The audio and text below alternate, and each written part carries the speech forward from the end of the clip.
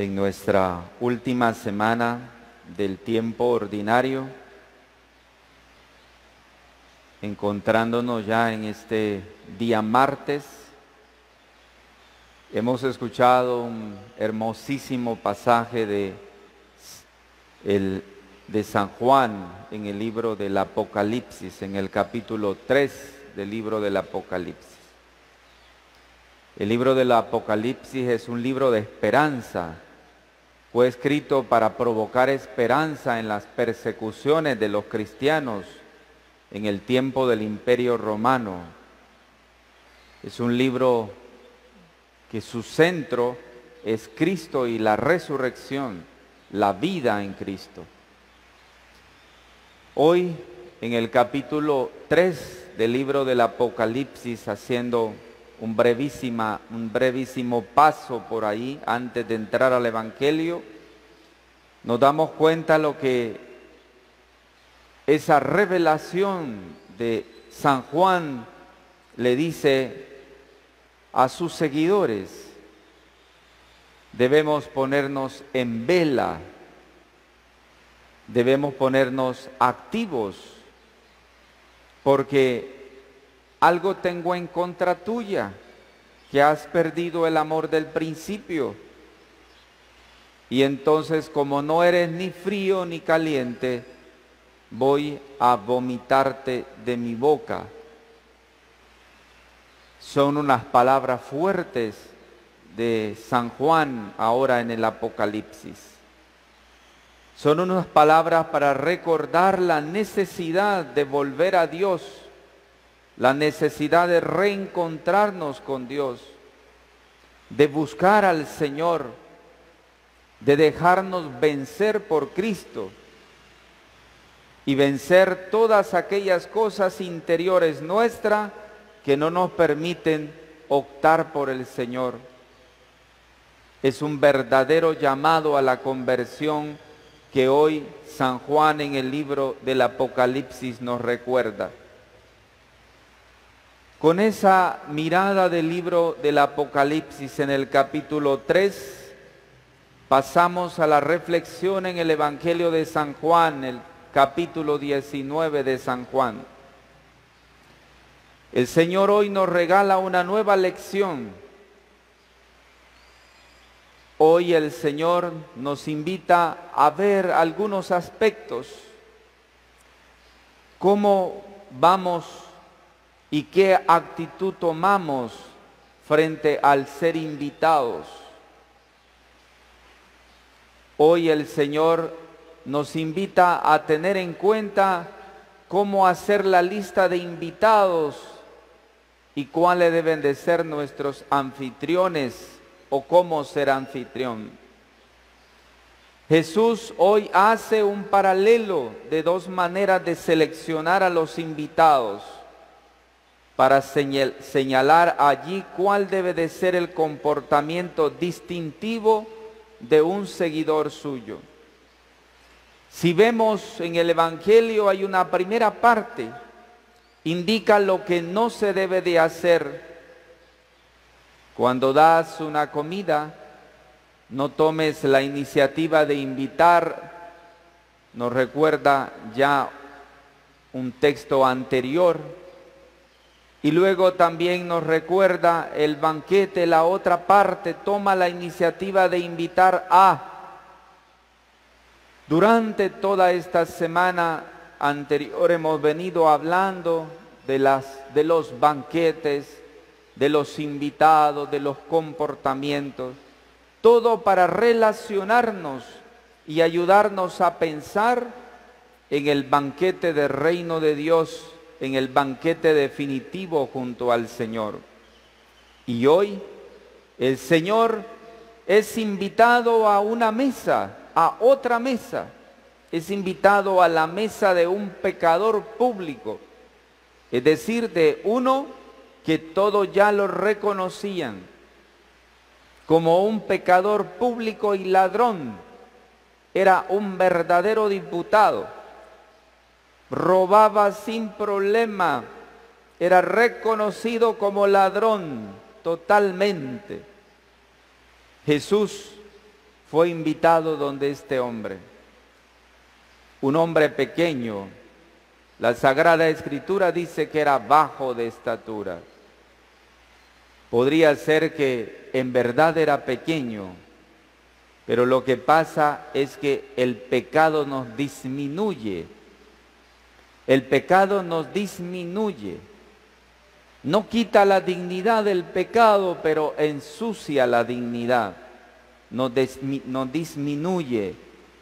Nos vuelve miserables el pecado. El pecado nos hace hartarnos lodo. El pecado nos tira por el suelo, nos vuelve serpientes el pecado. Nos hace pequeños. La dignidad que Dios pone en nuestro corazón no se quita porque la dignidad es imborrable, pero nos disminuye, nos tira hacia abajo. Tal vez la simbología de la pequeñez de Zaqueo sea un ejemplo claro de lo que el pecado provoca en la vida de nosotros. Si vemos cómo el Señor hoy nos ayuda a enfatizar el comportamiento novedoso, hoy que al traer a la mesa a este hombre especial que es Jesús, que este hombre igual pecador público quiere conocer, hay algo en él que a pesar de su pequeñez, a pesar de que el pecado lo haya aplastado y vuelto pequeño, no me refiero a lo físico, sino a lo interior, a pesar de eso hay algo que queda. Y eso es lo admirable del ser humano. Eso es lo admirable del ser humano. Que a veces podemos estar en la peor situación de la vida. A veces podemos ser los peores pecadores.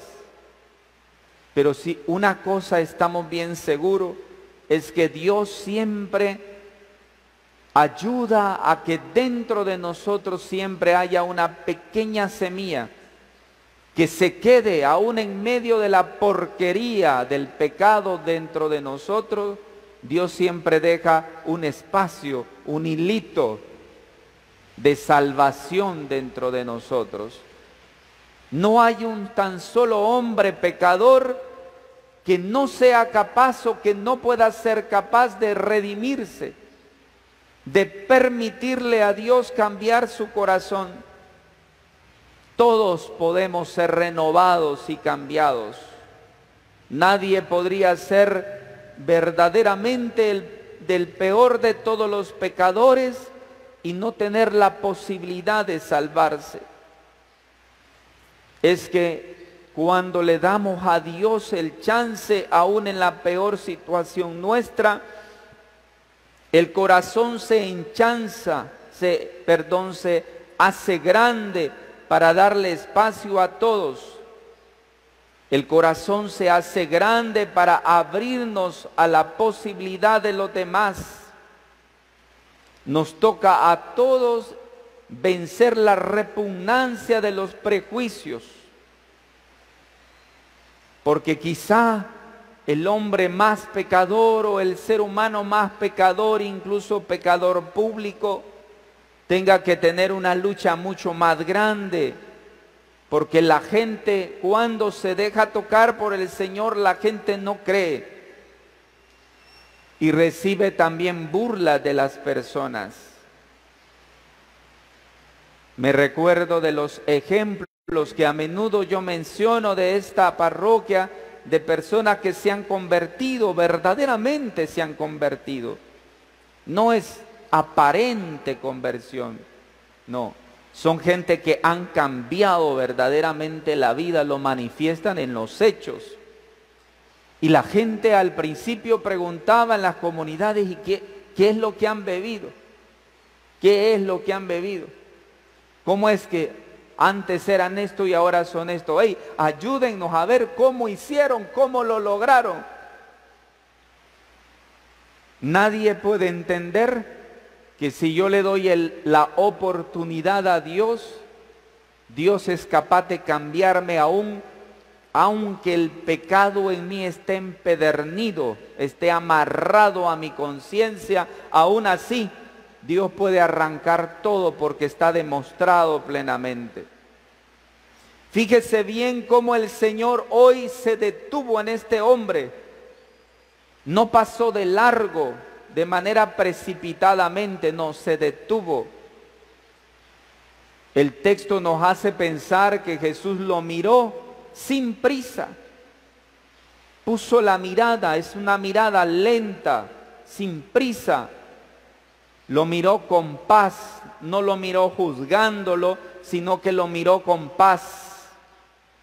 Quizás muchas veces aquellos hermanos nuestros que todavía no han dado pasos hacia la conversión, que se han quedado anclados en una vida de pecado, quizás nosotros tengamos que verlos también desde otra perspectiva. Quizás tengamos que mirarlo con más paz para que ellos se puedan dejar mirar por Jesús. Jesús lo miró con ojos de misericordia. Lo miró como nadie lo había mirado antes.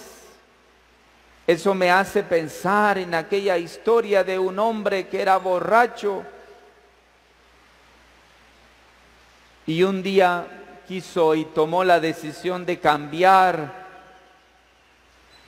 Y escuchando una prédica, aquel hombre había renovado el momento, había tomado la decisión definitiva de su vida, de nunca más ya beber alcohol.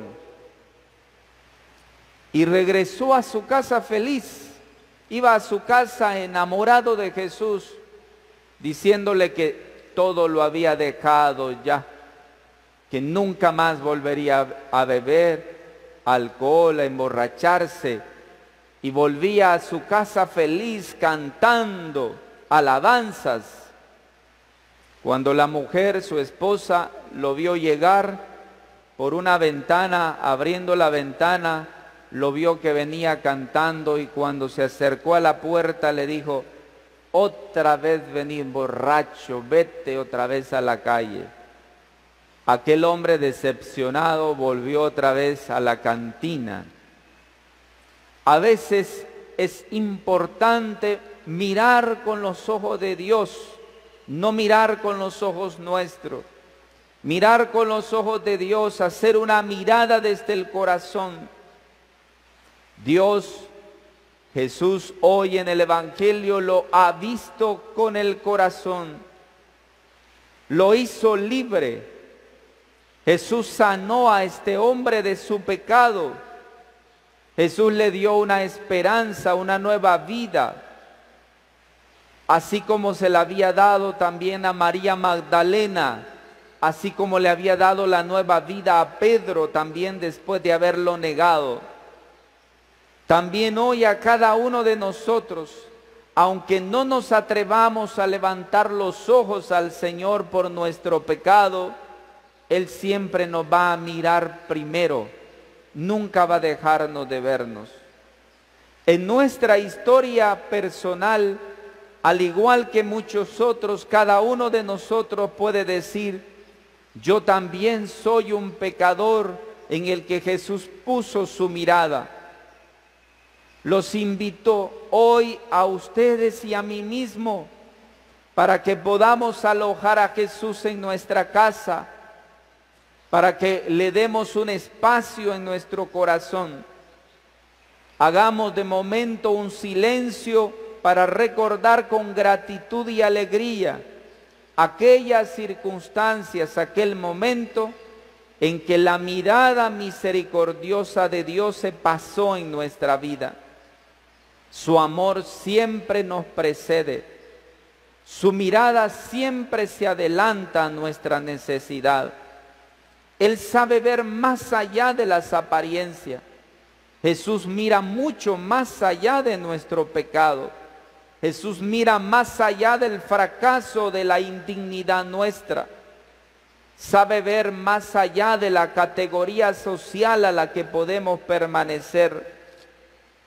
Él ve más allá de todo eso. Él solamente mira en nosotros la dignidad de hijos que todos tenemos, tal vez ensuciada por el pecado, pero siempre presente, como lo he dicho antes, en el fondo de nuestra alma. Aunque seamos los peores pecadores, Dios siempre deja algo en el interior, y ese es el algo que cada uno debe decidir en la plena libertad, levantarse, soltar el pecado, romper el pecado para abrirnos a dejarnos mirar por el Señor. Es nuestra dignidad de hijos. Él ha venido precisamente a buscar a todos aquellos que sienten o que hoy se sienten indignos de Dios, a veces también indignos de los demás. Les invito, mis hermanos y hermanas, en este día a dejarnos mirar por Jesús. Dejemos que su mirada recorra todas nuestras calles. Dejemos que su mirada nos devuelva la alegría, nos devuelva la esperanza y el gozo de la vida plena. Que el testimonio hermoso de la forma en el que el Señor hoy miró a Zaqueo y él se dejó mirar, sea también una experiencia en nuestra vida. Dejémonos mirar por Jesús y seamos Zaqueos, los nuevos Zaqueos nuevos, que abandonando el pecado se abre a la posibilidad de la vida. La gracia de esta Eucaristía sea nuestra fuerza. Así sea.